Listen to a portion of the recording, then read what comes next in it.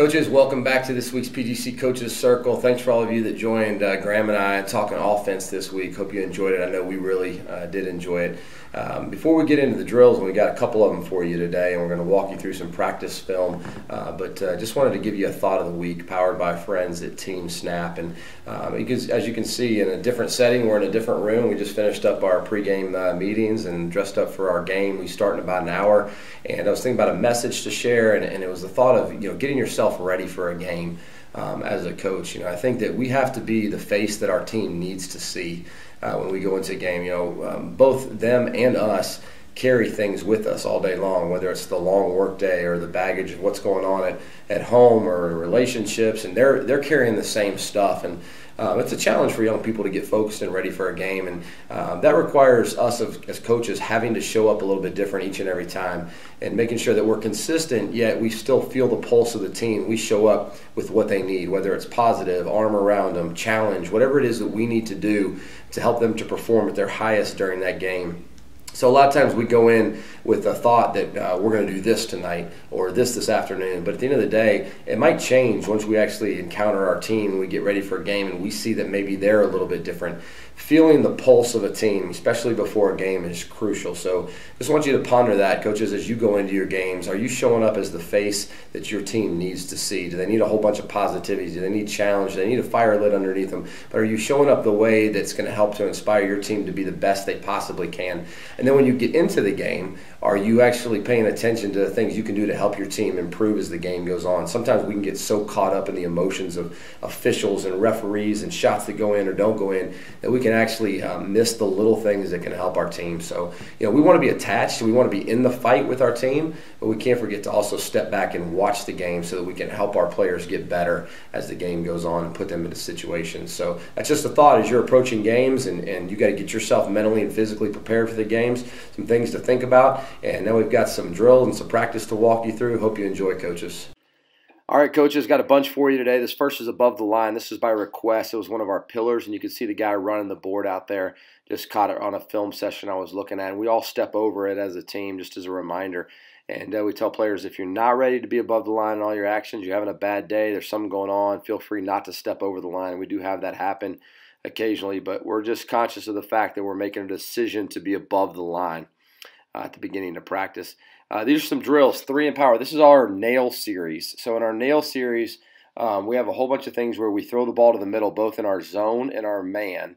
And so we're working on different footwork. So you see the guy that comes off first is going to pop out into a 3.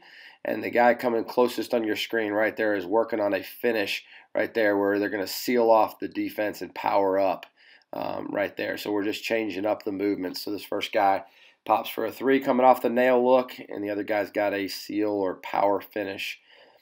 This one is it gives you a better look at the seal right here. So they're coming off, and that guy on the weak side, the farthest side from you, is giving us the seal action. So they're popping, and they're getting their shoulders square to the sideline and flipping them back for the finish. So that's a seal finish right there, and that was a stretch finish. So we've got a few different finishes going on, working out of the nail.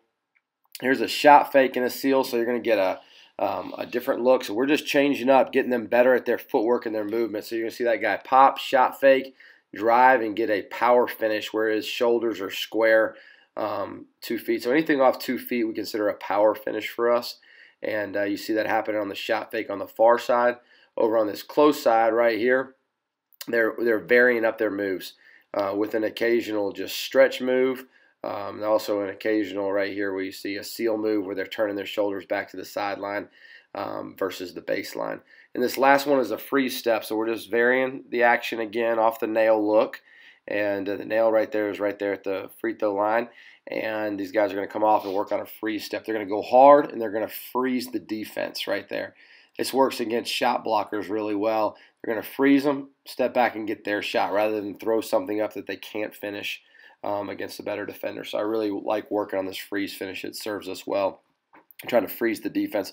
But all of those are nail action work. So we're working on seal finishes, power finishes, threes, shot fakes, freeze finishes, all the things that we would use. You could work on the things that you would use in your finishes as well. And you might change where it's coming from based on the kind of action you run with your offense. But it's a good way just to get up a lot of finishes. This last one is combo actions. This is really important, I think, at any level of basketball to be able to combo actions. So you see us, I'm going to show you just a couple of them, but right here you get a 3 and then a circle out. So we're working on making sure that we continue on. A lot of times players drive and kick and they don't know what the next thing is. So we're trying to connect the dots for them. So I'm going to talk to them now like about our roll. You're seeing me talk to the post player about not getting all the way there on his roll because we're stopped in the play, but we don't want them to stop in the play. And so they've got to be going all the way through their action. And he's going to get 2 different looks right here. So you would use the action that you would use over the course of the game. But here comes, a wedge look. So we look for a wedge and a backdoor, and then we look for a ball screen, and then we pop. Then we throw opposite right here, and we're trying to work through the different actions. So they're like, okay, well, what can we do after this?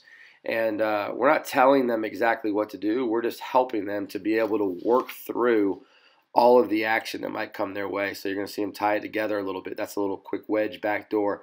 There's a ball screen right there. There's the full roll. There's the kick opposite right there. There's a drive and a circle move and a kick opposite. Now they combo together a bunch of actions. Now we're going to move on to another action. It doesn't really matter what action. This is a strong side wedge into what we call a ball screen into a roll. Then they kick opposite right there. And it's just giving us different looks of guys to how to continue on with the play rather than to stop.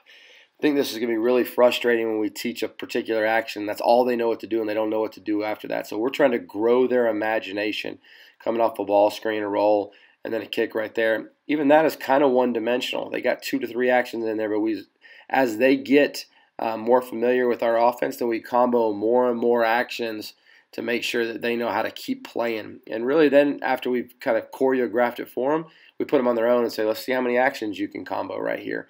And then we'll see our players' imagination grow. And the more their imagination grows, the more they see and feel the offense, the better offense we're going to run throughout the course of the season.